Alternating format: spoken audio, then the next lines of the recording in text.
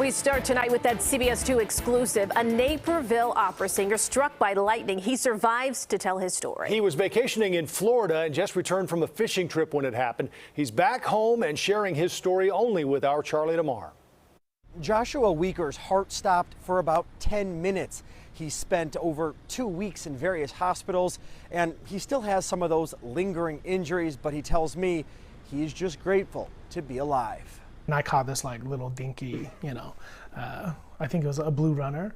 And, so we were kind of walking back talking about that, and then it just like somebody turned off a switch. Joshua Weaker might have caught the smallest fish of the trip, but he certainly has the biggest fishing tail of them all. The fishing rod disintegrated, and I had two third-degree burns on my chest and my abdomen. Weaker was struck by lightning last month in Panama City, Florida. My heart stopped for 9.5 minutes. Weaker's dad and brother, both medical professionals, immediately performed CPR on the pier until paramedics arrived. In the U.S., more than 225 people have died from lightning strikes since 2013. I just can't believe how fortunate I am. He was pretty unresponsive, wouldn't squeeze my hand. Tara, Josh's wife, was by his side in the hospital. He was intubated and unconscious for days. Everyone's deepest fear that you never think will happen. Memory loss. I am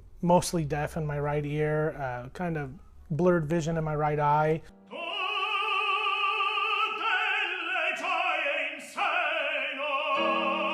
Joshua, a professional opera singer, says while he is concerned that his lasting injuries might impact his career, it's pretty crucial that I be able to hear the orchestra and the pit. But yeah, it's certainly a concern of mine. It also comes into play when I sing.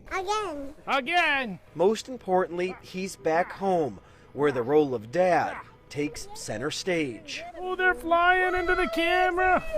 And Weaker says he has a number of follow-up appointments to try and improve his hearing, but again, he credits his brother and dad for jumping into action. In Naperville, I'm Charlie Damar, CBS 2 News. Wow, what a story. Yeah, Charlie, thanks.